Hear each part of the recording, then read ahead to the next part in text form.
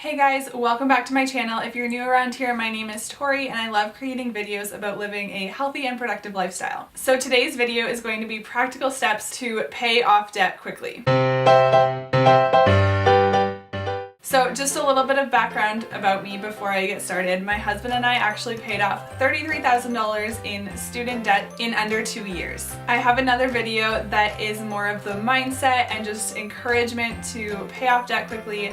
This video is actually just going to be practical steps to be able to put more money towards your debt. So my first tip is to start selling stuff. Honestly, just go look around your house, sell anything that you just don't really need or use. We have sold so much stuff and we honestly don't have a lot of stuff to begin with, but you'd be surprised what people would pay for. So some things that we've been able to sell are some old bridesmaid dresses that I had hanging up in my closet, some sporting equipment like old snowboards and stuff. We've sold furniture that we don't really use. We've actually had some furniture that we bought used and then later sold for more money. Not really on purpose, it just kind of worked out like that. We've sold books, we've sold clothes, we've sold so much stuff that honestly was maybe only $10 or $15, but it really adds up quickly. I love to use Facebook Marketplace, it's my favorite. We also have Kijiji in Canada, or Craigslist in Canada or the US are both super popular, and it honestly just always shocks me how people will buy anything used. And you might think it's not worth it, it's only $10 or $15, but honestly we've had weekends where we've sold a handful of things and we've made well over $100, which is significant. My second tip is to go through all of your monthly bills and figure out what you're paying for but you don't really need, or maybe there's bills that you can get them to lower by $10 or $15 a month. Again, that extra $10 or $15 is so significant because it compounds, and if you do that a couple times, you all of a sudden have $100 a month extra or more. So look at the things that you're paying for. Maybe you're paying for Netflix and Hulu and Amazon Prime movies, or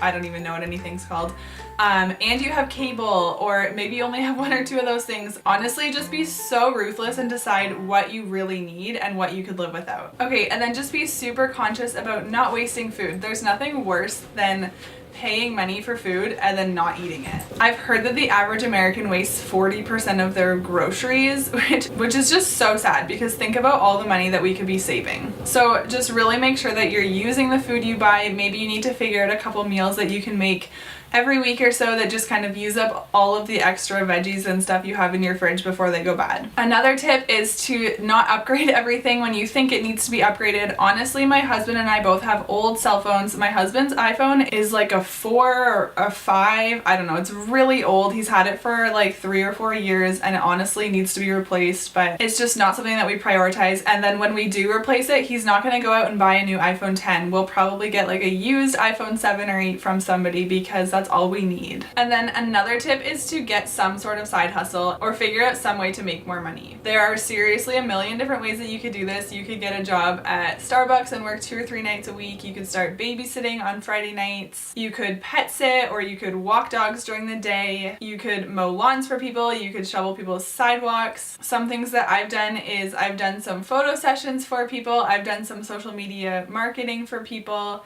So you just have to figure out what your skills are. Even if it's not something that you enjoy doing, just figure out a way that you could bring in an extra $100, $200 a week, because it really makes a difference. And my last tip is to have a spending allowance, which I know sounds counterproductive when I'm telling you different ways to save money, but honestly I think this is what allowed us to continue and not get burnt out after so many months. So basically every month we would have an allowance. It wasn't always the same. Some months it was $30 and other months it was up to almost $200, just kind of depending on the month. And keep in mind, things like eating out or going to get coffee or stuff like that always came out of this budget. But I really think that having some sort of allowance is what allowed us to keep going for so long. But it actually helped us to not fight about money, and it made it so that we didn't feel super restricted. Because I think if we felt really restricted, we would have given up and we would have got frustrated and we wouldn't have been able to succeed. So I hope that those were some practical tips for you guys. I know that it can get frustrating if you're in the middle of trying to pay off debt and you just feel like it's never gonna happen. So